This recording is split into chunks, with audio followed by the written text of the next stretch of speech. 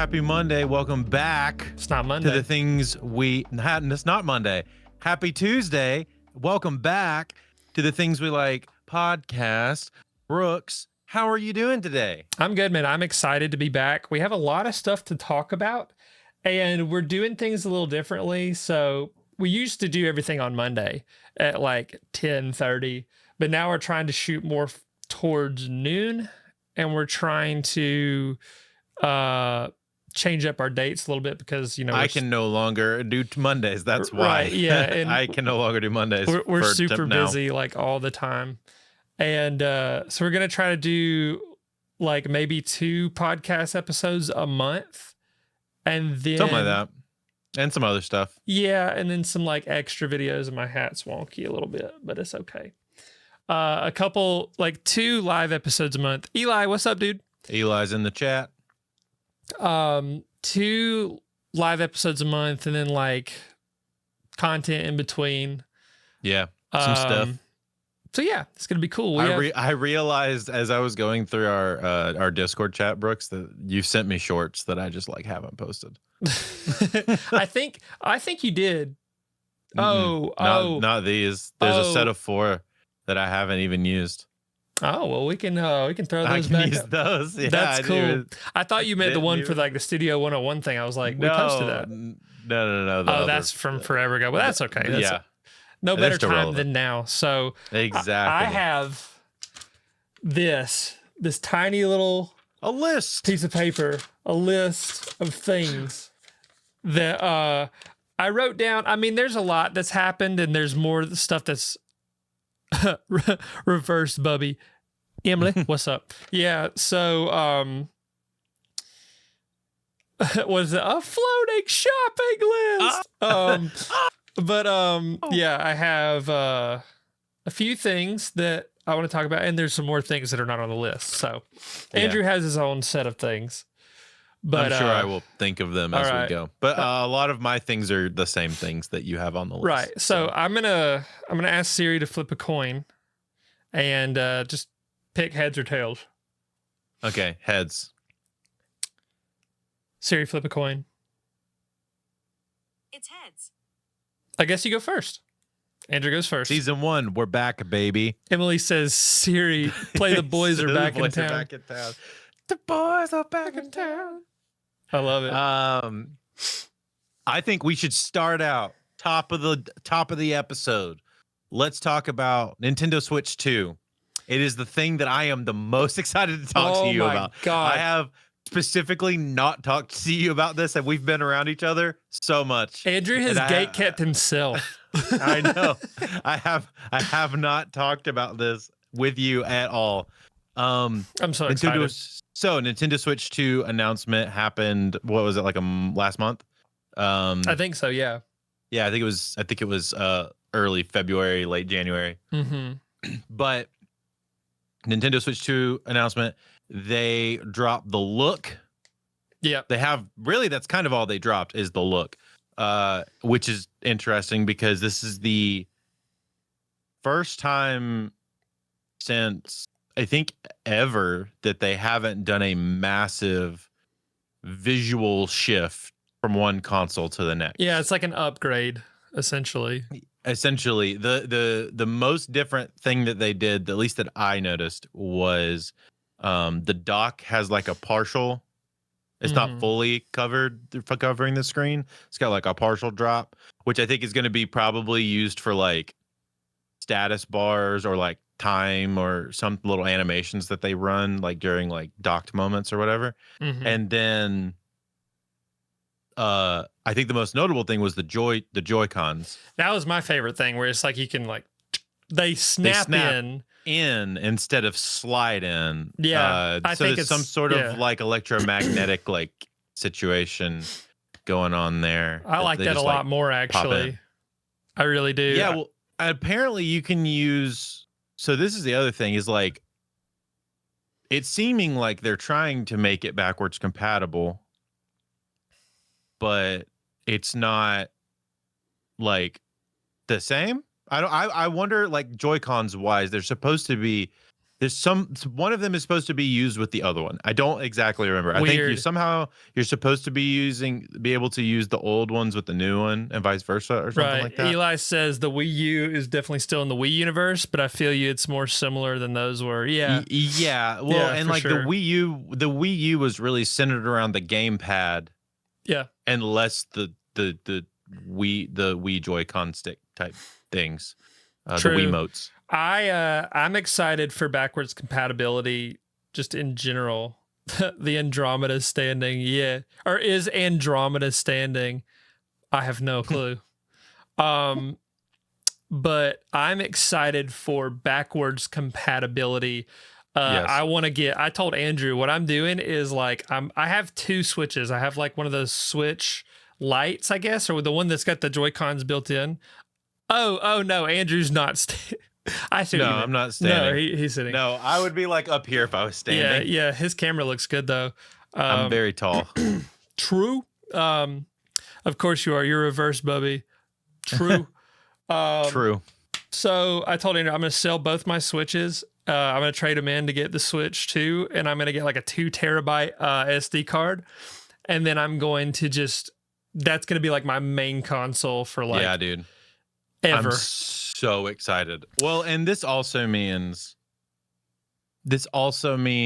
a lot of other things as far as gaming goes. It means that you know for a fact that with this announcement, and to reference the chat, so I don't think the Switch isn't dropping next month. I think they're doing like a Switch keynote thing, whatever they call them. A Switch Direct. That's what they're calling them. That's what they call them. Yep. Yeah, they're doing a Switch Direct, I think, next month, which I assume is going to go into like the specs behind it. Yeah. And also potentially like announce when pre-orders will go live and announce when it's supposed to come out and all this kind of stuff. And I'm hoping, because we saw this at the Pokemon Direct, Pokemon Z-A didn't have a release date and also didn't have like what console it was coming on for a reason. Oh yeah. So it didn't have an exact date. So I'm hoping that we'll start to see, they're keeping it really close to chest as far as what are going to be console release titles. I'm really hoping that we get to see like what it's going to release with. Like what are going to be the games that they drop with it. I was talking I assume it's going to be some sort of Mario Kart because they showed that in the trailer. I was talking to friends about it, and we were talking about the potential of a new Smash. Oh, and dude. I think with the Switch 2, it would kind of be inevitable, right? Like Smash. Well, I don't know.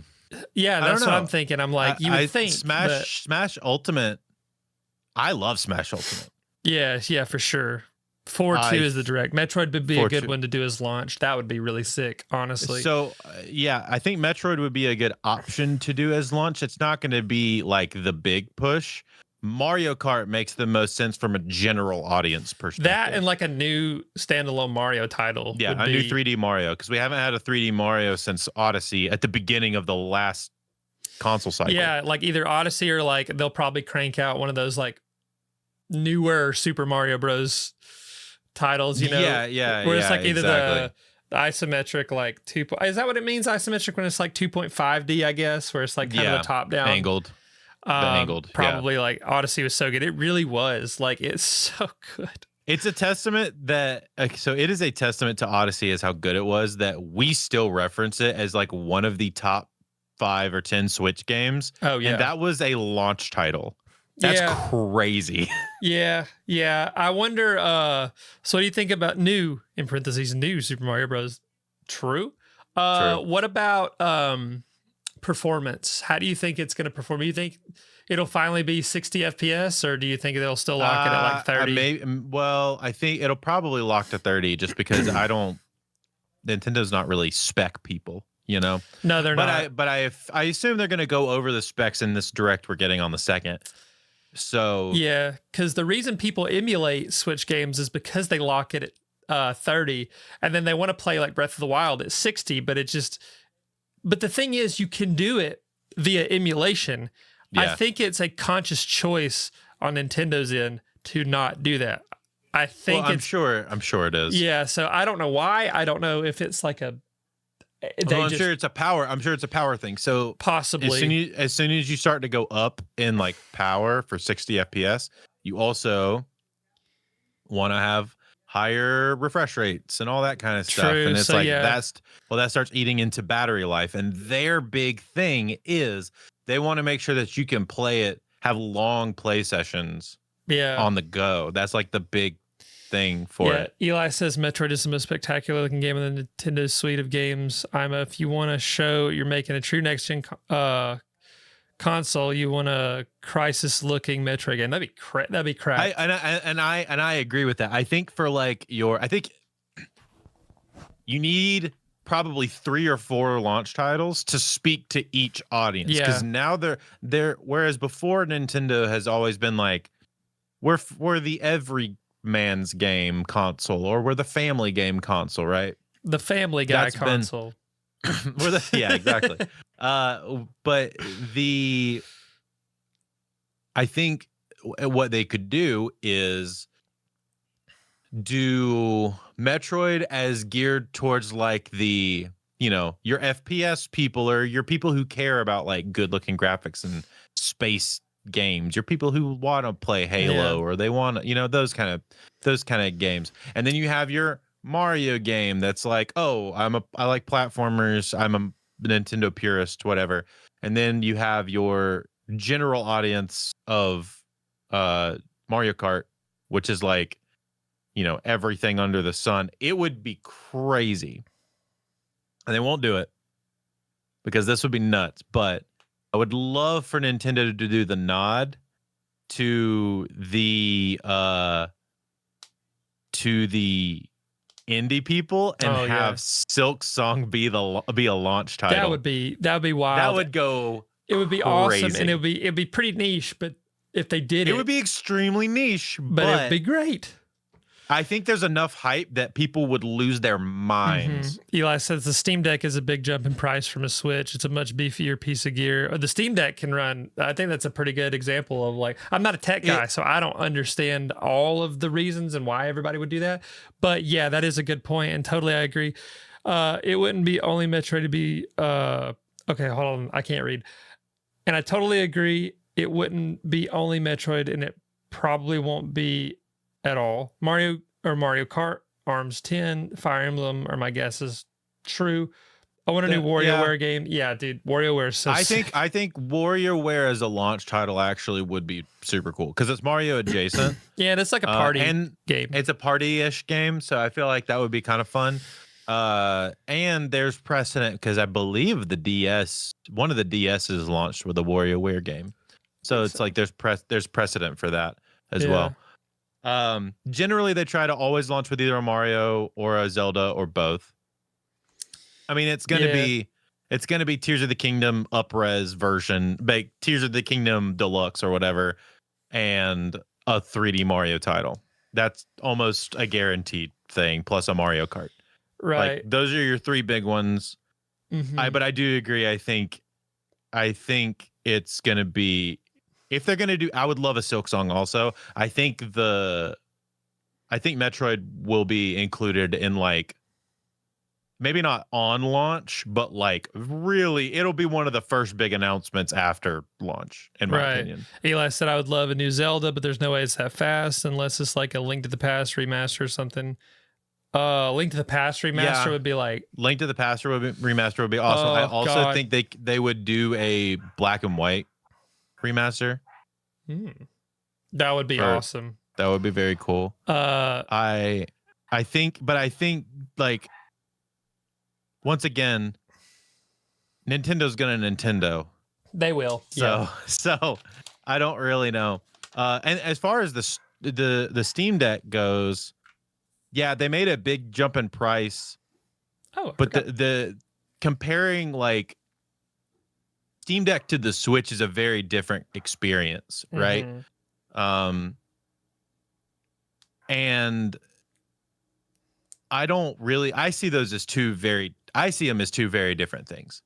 The Steam Deck is intended, in my opinion, to be paired alongside like you already having some sort of computer system and you want to play Right. it with it. Obviously, that's not like true. You can just have a Steam Deck and just play your Steam games. But I think most people that are going to be buying a Steam game is, you know, getting the price super high, like Steam Decks are starting to get into the $800 area at like, the top end. And I think they like that like 4 or 5. I think they like that like sub $400 area. Yep. Like they really like that spot. But I feel like they're a little, I don't know, just the type of person that's going to buy each of those are going to be very different people. True. So that's really all I have to say about the Switch. And then unless you've got anything more about that. The other thing I was going to say is, and this is why I mentioned the Pokemon thing earlier. Yeah. Is part of the thing that I'm ready for is, one, there's been like nothing to talk about when it comes to Nintendo the last like 6 months outside of like, what do we think is going to happen, or like speculation, or a lot of speculation videos on the Switch, ton of speculation, or like some, I think Zelda was the last Zelda, the thing that they came out, the Echoes of Wisdom, like all that stuff, and the Metroid 4 announcement was like the last thing that they really like had a major announcement for. And that's just like a game, and something's coming eventually. Yeah. So I'm really excited with this April 2nd Direct coming up, that now that everything will be like released, that we'll start like hearing and seeing more game like date releases in the future. We'll start seeing like getting hard dates for Metroid Prime 4. We'll start seeing, maybe a new Smash Bros. if they go that route. Or like an update, a major update to Smash Ultimate, specifically geared towards the new. Eli said, oh yeah, I agree.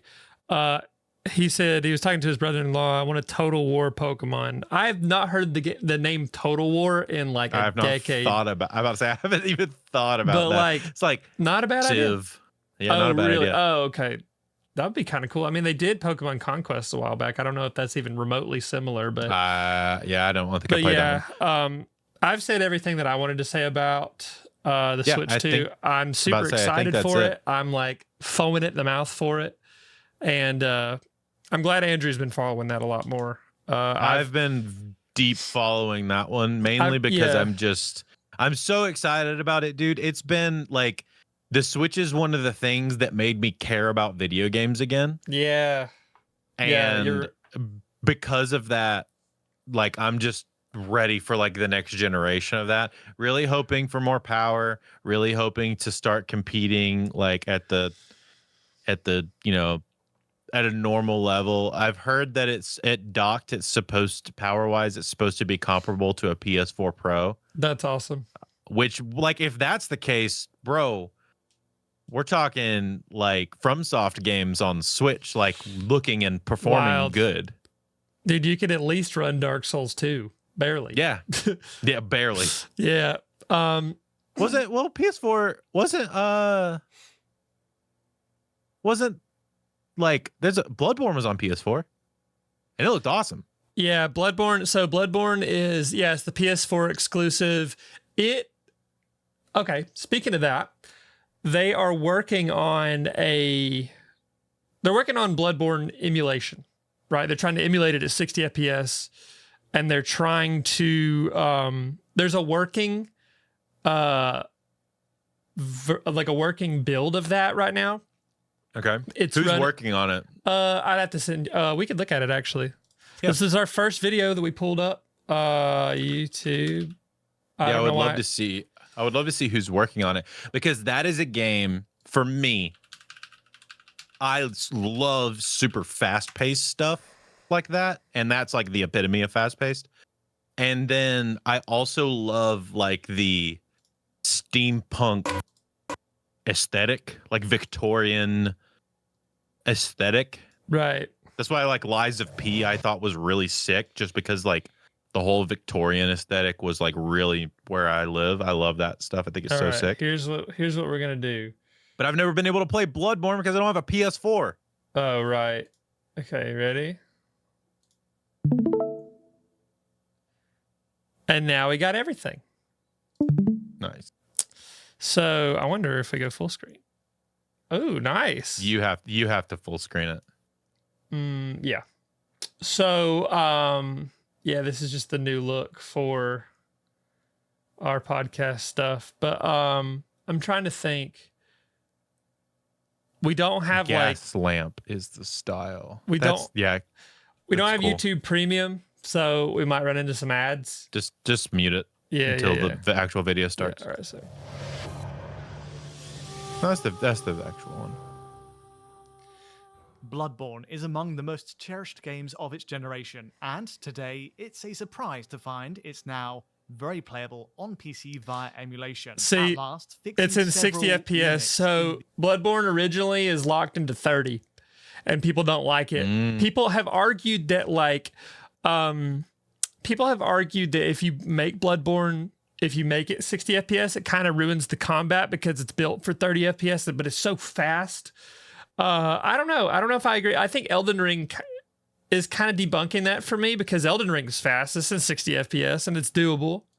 Yeah. Because look how smooth this is. a big deal for okay. So in Discord, I'm streaming this at 30 FPS, but just because a decade on. So it might be hard to tell. PS4 release. Yeah. We'll link the video. Distinctive for having never received any form of remaster, port, or even a PS5 patch update. As a result. Yeah. So they see up in the top, it's got like 30 up here, and so I think the reason they haven't done that is because Sony owns the IP and they make the decision. It's not like a FromSoft or Miyazaki being like, I know. It's definitely a Sony problem. It's purely a Sony issue.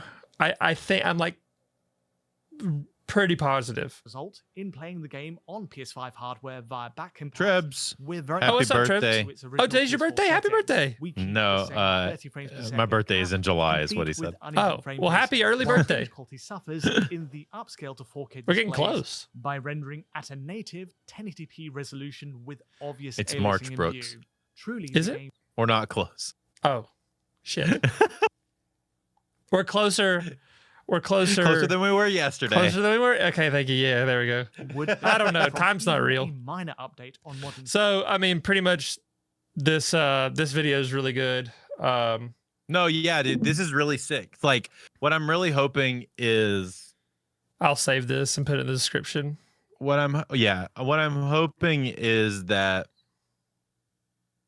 even with the Switch pushing its boundaries forward, it's going to make everybody else start pushing their boundaries forward a little bit more. Yeah. And hopefully like giving an option for some of these games to be like, well, yeah, I just wish so. We don't want to be on this exclusive to this console. True. Because the Nintendo Switch user base is huge. Right. So like, let's get to a bigger user base. It's kind of like Apple ecosystem in America versus Android ecosystem in quite literally the rest of the world. Yeah. And it's like, we'll build for Apple first because we're an American company and we want to, build for iOS first. But then like we want to get it out to the biggest user base if it's successful. Also, after the fact. Speaking of FromSoft and Sony or whatever, there was this whole thing about like Chloe. Oh my God, look who's back. Hello, Chloe. Chloethan. Midichlorian. That's reaching. So there was a thing about FromSoft and Sony, like, let's see. I think it was FromSoft, Sony. Oh, so Sony at one point was like buying FromSoft, and it was a whole big fear behind. Yeah, people were freaking out about that. I remember that.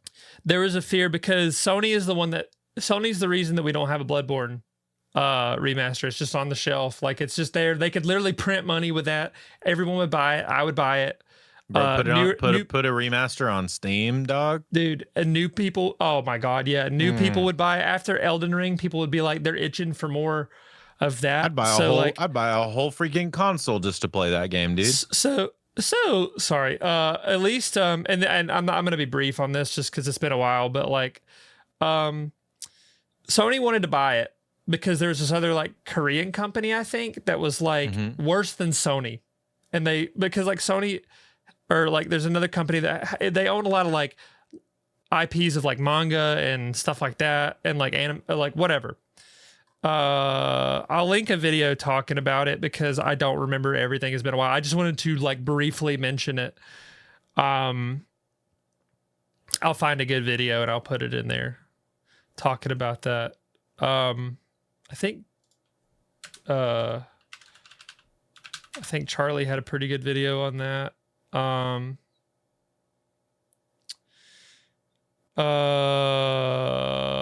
is about to be playable on PC, but not from Sony. I'll link those two videos just to whatever. Yeah. But anyways, so that was just a brief thing I wanted to mention. Also, just some really brief video game things. Like the failure of Concord was huge last year. Let's see. Oh yeah, let's talk about all the games that flopped.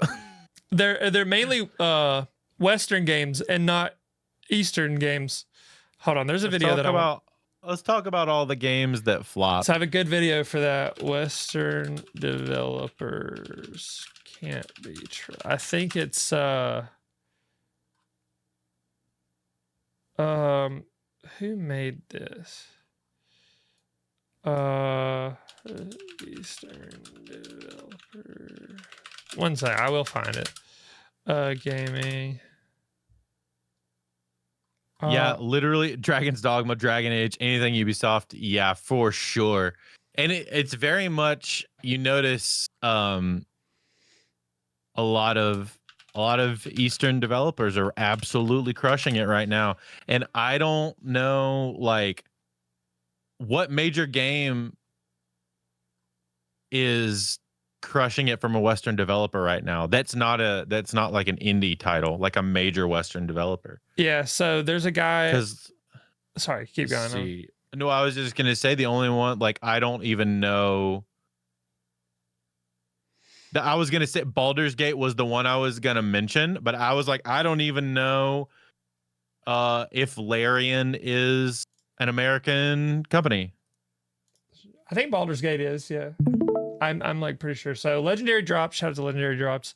He makes videos on stuff like this. Take it over again. That makes sense. Chance not fair. There's one video that Larian is Belgian. Oh, Larian's Belgian? Oh, nice. Larian is Belgian. Oops.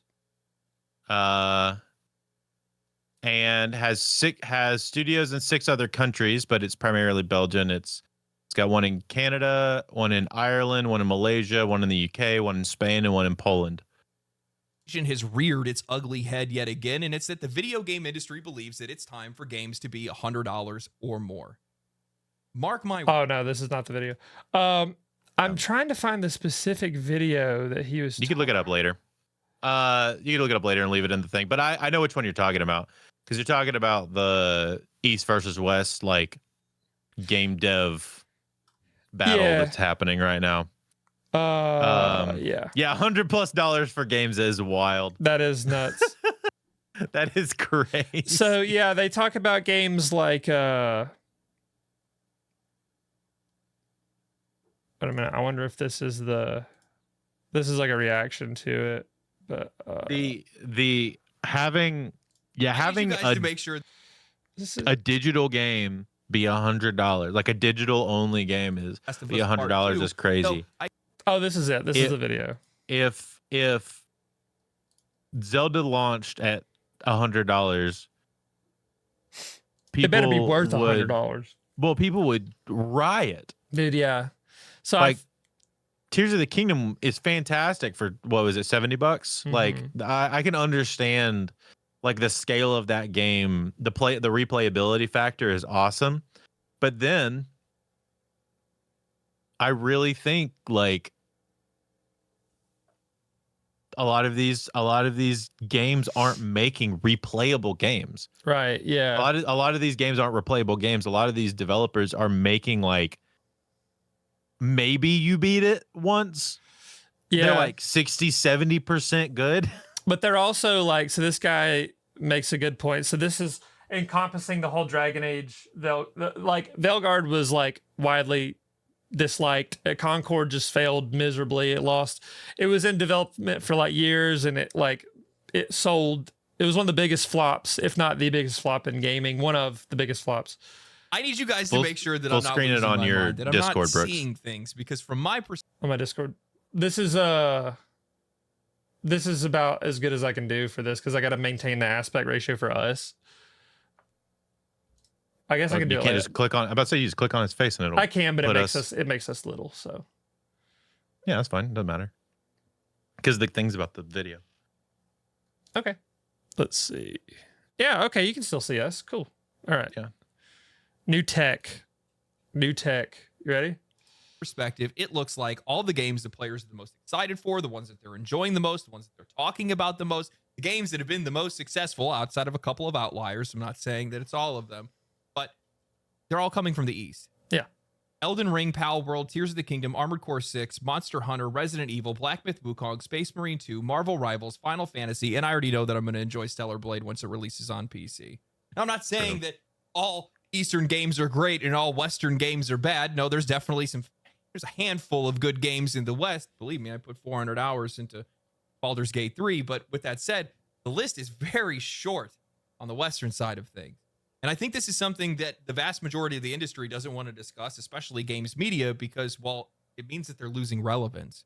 Western games are losing relevance by extension. Western media then. So yeah, it's just a taste of that video, honestly. Yeah. You guys could watch that whole thing too. But I definitely I think every Eastern game they've been really leaning into okay, we just look at the games that he listed just then. All of those games, the replayability factor is crazy high. You're gonna play Elden Ring freaking 8 times. You know what I mean? You already have. I have platinumed that personally. game. I've platinumed that game on PS4 and PC. I got the platinum trophy twice for that game. It's not really that difficult, but it happened. But still, you do it, but you also try different builds. You try different options. Oh, it's immensely replayable. Well, and same for Zelda. You can tackle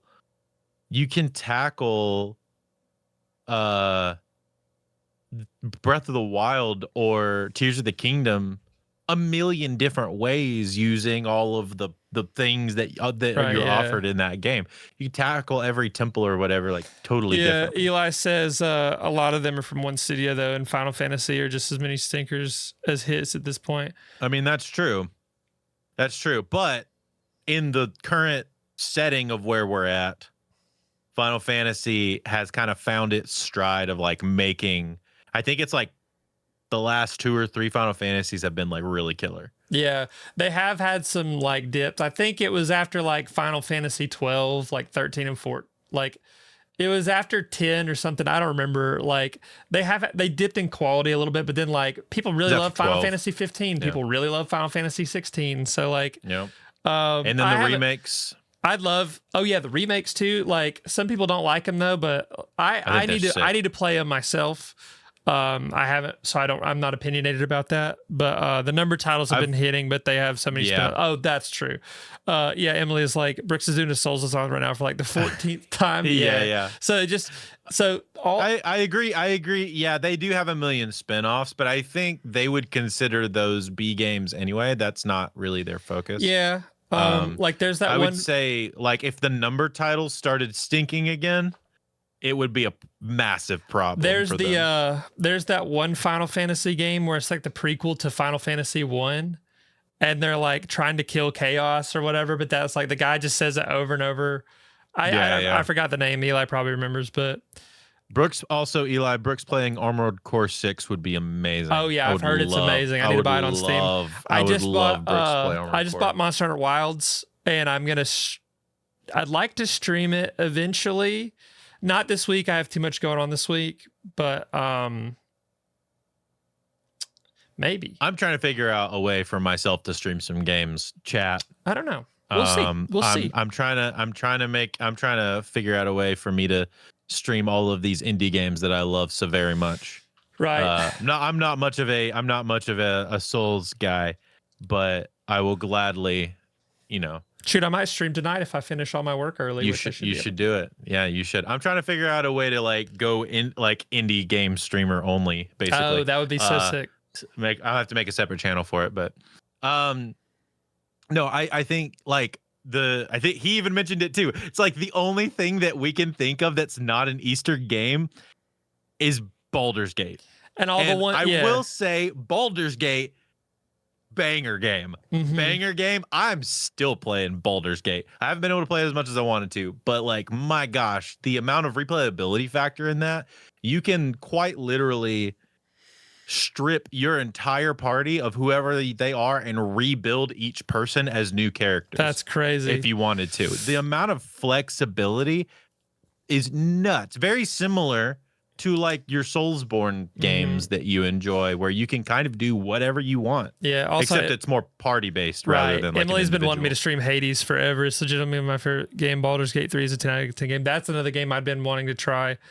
Brooks, you have when I say you have to play Baldur's Gate 3. Right. Oh my gosh. We are going to play it together. True. It's so good. True. It's so good. You don't even have now that you've played D&D, you have the experience of how fun D&D can be.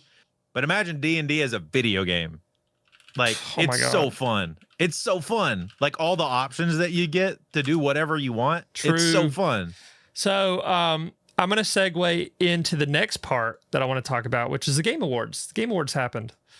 Game Awards did happen. I know less about this. I only pay attention to a little bit of it. Mm-hmm. I know there was a bunch of people that were angry about some stuff. Yeah, so there's some people that argued that Shadow the Erdtree should have been nominated. That was a widely that was kind of a contested issue.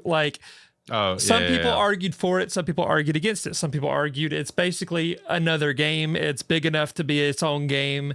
It's that is a full package, and that's what DLC should be. Other people were like, no, we should it's not a new title. It's not a new title. That sets a bad precedent for games. So there's a video by Ratatosker and the Act Man guys that I follow that argue for and against it. I hope I remember all these videos to put in here. I tend to argue on because I remember I listened to 7 different people talk about this at the time. And I remember if it's not a new title, it doesn't count as a new game. DLC doesn't count as a new, and I kind of fall into that camp personally. Even if the DLC is basically another game, it is quite literally not another game. It is just an extension of the same game. As much as I've thought about it, I agree. It's if you're going to have, just create a new category for DLC of the year. Yeah. Well, and is that not a category? I thought it was. I don't think so. But if they did that, hopefully it would push developers to make their DLC really good so they could win some awards, and it could set a new precedent for what DLC could be. So here's just some just rapid fire naming some stuff. Astro Bot got Game of the Year, which is I never played it, but I do know a lot of people loved it. Yeah, it's it's essentially like a PS5 tech demo-ish based game, but it's a game. Some people believe that Helldivers 2 should have won. I'm kind of in that camp.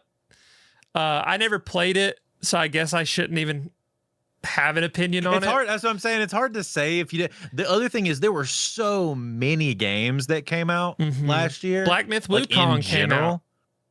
I never touched that game. And so it's there are so many games that came out last year that I have a hard time like I didn't even get to touch a quarter of them. So you know? the reason that I advocate for Helldivers 2 is just because of the community and how outspoken they are. It's like, I think we live in a really cool time now to where it's like, even if you don't play the games, you can at least get an idea for how people interact with it, how people enjoy it, and how people experience it. And like Helldivers 2, they had that like weird thing with Sony about the, or was it Sony? Yeah. They had that weird. It was whatever, developer that they were. Yeah, it was that weird like login thing that they had, and it kind of hurt the game a little bit. But like overall, like Helldivers 2 was huge, and it was like fun. People loved it. Also, there's games like Black Myth Wukong that came out that was like its own like standalone experience, and it basically told the story of like Chinese folk. What is it? Hold on, I want to make sure It's Chinese. it's like It's Chinese. Black Myth Wukong Origins. Oh, Journey to the West. That's what it's called. It's based on the story of Journey to the West, but it's a game that is just rich with like Chinese culture and history.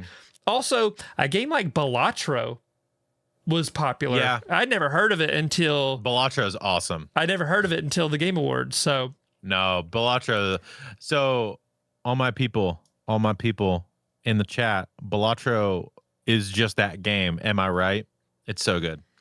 It's like probably one of the most addicting games that I've played in a while. that's awesome.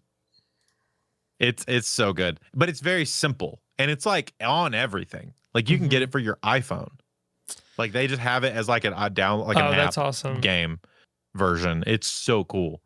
Yeah, the Balatro deserves any success and dubs that they got at Emily the Game Awards. says she feels like she's working at GameStop again. Like, yeah, this is what our podcast is like, dude. Yeah. It's really cool. I love Sometimes. Andrew and I we both love gaming, and that's like a big part of our lives and stuff. Me and Andrew on the same wavelength today. Me and Eli are locked, baby. They're locked. So let's talk about some music stuff that we missed. Yeah, dude. There's a lot that happened. The entire Grammys happened. Oh yeah, let's look at that. Let's look at The entire Grammys happened. That was Grammys contentious. 2024. I mean, the Grammys are always like Well, it was contentious because Beyonce. Yeah. Yeah, I agree. I think it's contentious because Beyonce. I talked about this a little bit on the Home Studio Hangout. Me and Josh talked about it a little bit. But Beyonce won Album of the Year and Country Album, Best Country Album. Hold on, let me double check. 66. So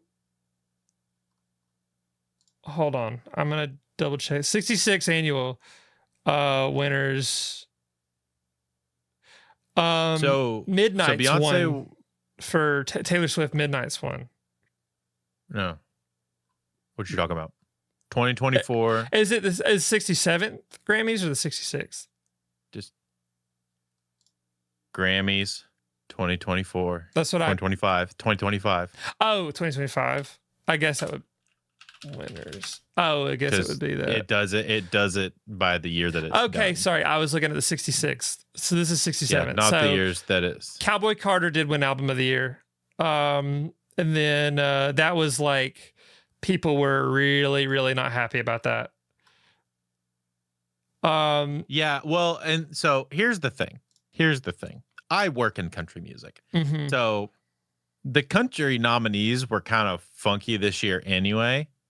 If you look at them. So let's go through real quick and let me find where it is.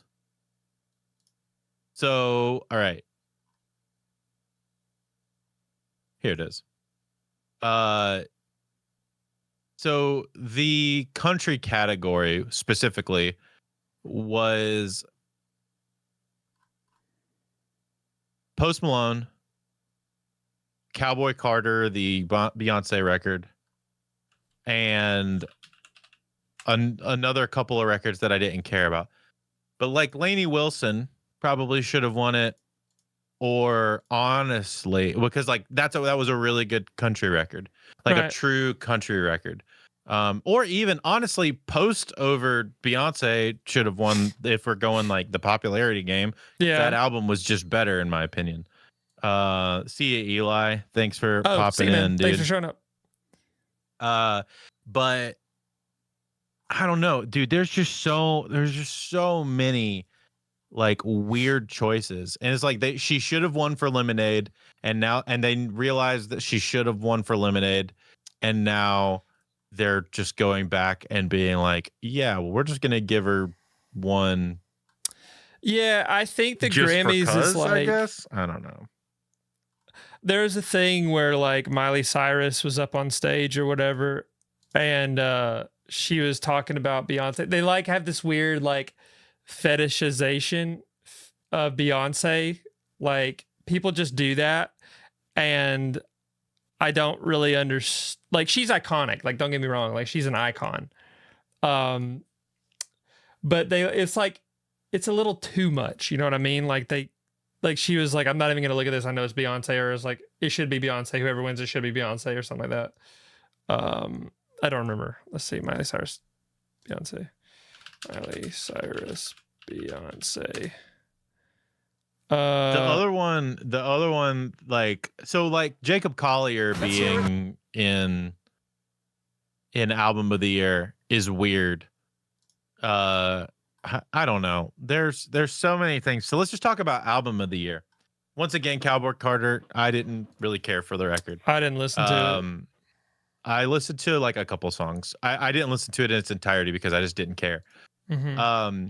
Andre 3000. I don't think he was making that album to try to get a nominee. No, the flute album. Yeah, the flute album. I mean, Andre. He's not.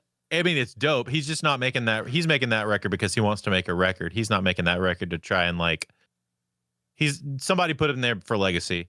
Jacob Collier. I got no idea why the heck Jesse Volume 4 is even in this category. I don't know. It's a fine, weird record, but it's just not. Yeah. Whatever. I was happy Sabrina that Carpenter, short and sweet, deserved to be there. Mm-hmm. Tortured Poets Department. It's fine. Brat. It was made. Deserved to be there. Chapel Roan, Rise and Fall of a Midwest Princess. Oh yeah, Brooks, you're gone. You like, I don't know. I You're switched not my on. scenes. Sorry. Oh, good job. It just clicked off. So yeah, Good job. I was happy that Chapel Roan won new artist, best new artist. I'm so happy. She deserves it. Not Like Us, recording of the year. Absolutely hilarious. Earned. Hilarious. So funny. All the Kendrick stuff I'm here for. As a guy that produces hip hop. Yeah. I'm here for it. Apparently Sabrina Carpenter won the British ones. Yeah, so that makes a lot of sense. Mm-hmm. I think that I personally would have wanted Chapel Roan to win all of the options. I think one, her story's better. Two, album from front to back has just like much stronger songs. Yeah. If we're looking at like an album, like in its entirety. True. Sabrina Carpenter had much bigger hits.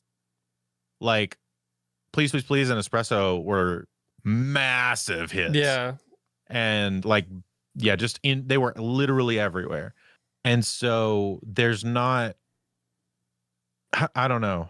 They both had a handful of hits. There's like Please, Please, Please, Espresso, Bed Kim, and then you've got like Pink Pony Club, you've got Red Wine Supernova, Casual, songs like that. Like they have a good amount of hits on this album. They all which is crazy. between the two of them, yeah, it's nuts. But I think the not good songs on Sabrina's album are worse than the not good songs on Chapel Roan's album. We'll say it that way. Right. Like the B-sides aren't as strong. Yeah, that's how I judge an album of the year personally. It's funny too because the hits are hits, but how good are the B-sides? How strong is the album in its entirety? I think that's the problem I have with the Billie Eilish record is the B-sides are just kind of bland on that record. So sometimes. It's funny you say that because I think Ian or somebody in like either Ian or Blake, I think it was Ian that sent us a video about Jack Antonoff talking about like albums. And he's like, dude, you can have hits, but the album has to be good. Yeah.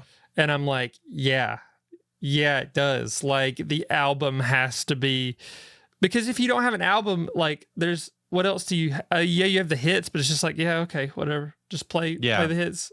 But like, now, if you want to fall in love with it, that's where the B-sides and that's where the deep cuts come in. And like, so that's how I feel. Shout out Jack Antonoff for having 2 albums on being nominated for album of the year. Bleachers, his Bleachers album. He worked on Short and Sweet and Tortured Poets Department. Dude, so. Yeah, he is eating real good. Yeah, and I also monster, dude. Again, I love Bleachers, so yeah. I think his Bleachers albums are better than anything he works on for other people. Oh, 100%. In my opinion.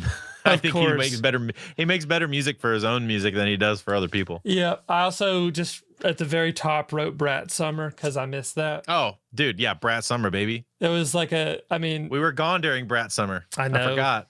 We sure were. I wasn't really like. It's not that I don't. The Brat era. I know. It's not that I don't.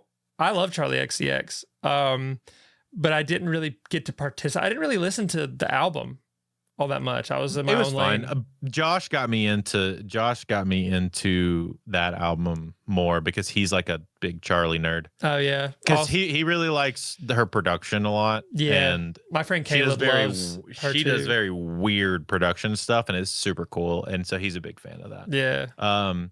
The Weeknd's newest album, I have yet to listen to it. I know Brooks gave it a really solid listen. It was great. I told Emily to listen to it, and I was like, it's just got.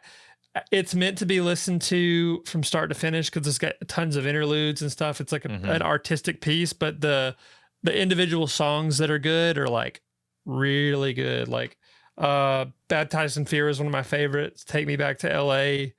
Great song. It's a very good record and I really enjoyed it. So I'm going to have to check it out. It's been a long time since I've done like a good front to back listen of like something that is really good, actually meant to be listened to from front to back. True. Yeah, music. Music wise, that's kind of the main thing that happened is the Grammys from the previous year, and can't really think of a whole lot else. It's been a weird year in the music industry. Oh, Bad Bunny's new album was good too. Oh, really? I haven't listened to that. I listened to that on the way up to Bluffton. So it was I still got to listen to Mac Miller's new album or this posthumous album, which I've heard is a lot of good things from. Bad Bunny's new album, it's very flavorful. It's very like, it has his like I don't want to say stereotypical, but his like typical like the club bangers, but it's also got a lot of like very it's got a lot of Latin flavors. I guess weirdly enough, the only word I could use, the best word I could use to describe it is very flavorful. It's very tasteful. It's very it's very fun. Funny. It's very like it's very good. We love you. We love you, Chloethan. Get back to work. Bye. It's an homage to Puerto Rico and his community. Yeah, it is. Yeah. And like he has this like club bangers and he's got like his like ballads. Yeah, those, but he's also got like very intricate like Latin grooves and instrumentals. It's very cool. I'll have to check it out. Yeah, I'm always interested. I got a couple friends that work in the Latin music space. A couple of really good producers and songwriters that have won like Latin Grammys and stuff, and they're very much into that world that I have not checked it out though. Yeah, Turista's a great song off that album. I will give it a solid listen for the chat. Is there anything else that we need to catch up on? What have you been going on personally, Brooks? What's been going on with you? You've had a big year. Yeah, I mean, working with you, traveling, playing music, trying to get all this. Traveling a whole lot. Hopefully, if the stars align, we'll get this A Band Called Love EP out. Yep. Soon. I don't have an actual date, but it's like good things are happening behind the scenes. So we're gonna start rolling out some stuff soon. I'm super excited. I miss playing shows. Like, as far as content for me goes, I'm just kind of finally, for the first time ever, doing stuff that I like to do. I don't care if anybody else sees it, but that's the best kind of content. It's like, Just make it, dude. Yeah, I'm just doing what I want to do and talk about what I want to talk about, and I'm having fun. Yeah. So, well, I'm in a new studio because we changed the floors in our house. Oh yeah, and we decided to swap what was my studio, and I'm currently in what was our bedroom. oh yeah. I noticed it was there. I just thought that you moved stuff around because the door looks like the same door as the one that I. Oh no, never mind. I see it on the right, which is on the right for me. It's all different. Yeah, it's all different. So I am in a smaller room now, and that's created some issues, mainly storage issues. I have a lot of random crap that you can't see, just kind of like everywhere out of shot. But still trying to get all that figured out. We are, you mentioned it. We're doing a lot more podcast work for 101 Media, and that business is doing really, really good. I'm trying to this is my last month of doing like a really big push of trying to get it all like established and consistent and all that stuff. And I feel like we've done really good the last couple months. And it's just gotten better, which is great. Yeah, true. And if you guys don't know, I own a company called 101 Media where we do podcast production for like corporate clients, and Brooks is one of my editors. I love more corporate work because I left I still do some gaming stuff on the side. Yep. Which is great, but like I love more. But it's a nice breather between like not having to do only gaming stuff all the time. I like having the variety. Also, the corporate stuff pays more. So we very much try to make sure all of our people are getting paid really, really well. Yeah. As a person who's paying other people, I try to make sure that we do that. Right. And that's like a general sense, like not to get into too many details, but like I've always been taken care of by people, but generally, not everybody is though. Generally speaking, it's harder for individuals to have the budget for contractors or for freelancers to kind of, because once you get to a certain level, you kind of have to start outsourcing stuff. It's smart to do that. Sure. And some people just don't have the budget, and it's versus a company who brought in like $52 million in a year. Yeah, it's easier. They have the budget. Corporate work, they have the budgets, but you might not always have the freedom that you want to create. But like I enjoy that because I like being told what to do. It's also a lot of it's so many constraints that it actually makes it easier. Yeah, I always use the phrase with limitation breeds innovation. Sometimes, yeah. So it's like if you have like deadlines or like a certain amount of things, or you're working in here, sometimes you can make some really cool stuff out of it. And it's not always the case, but for sure. The last thing that I have to say on my end is, guys, I'm going to Japan. Oh, not Emily's going to freak out. I'm going to Japan in November. That's awesome. We are going for 10 days. We're going to be there for like a week and a half. It's going to be awesome. We already booked our plane tickets. We already booked our hotels. So we are locked, baby. That's exciting. Yeah, Emily said she's so jealous. Well, technically, I'm traveling as well, not to anywhere, not to Japan. I am going to travel. She said, take me as your translator because she does speak Japanese. But I'm traveling to Philly to see my friend Adam, and we're going to go see Deftones, and I'm so excited for that. Also, we got a lot of concerts in April. Going to see Spirit Box, going to see Soul Coughing. Loathe is opening for Spirit Box, so I'm like, oh, dude, that's going to be cool. Yeah. Knock out two birds with one stone. Dude, with that yeah. One. And a lot of cool stuff coming up. So should be good. Well, hopefully new cool stuff coming up on the podcast. Yeah. As well. Yeah. This is new. Doing more stuff and trying some more things and, just seeing what we got going on. Yeah.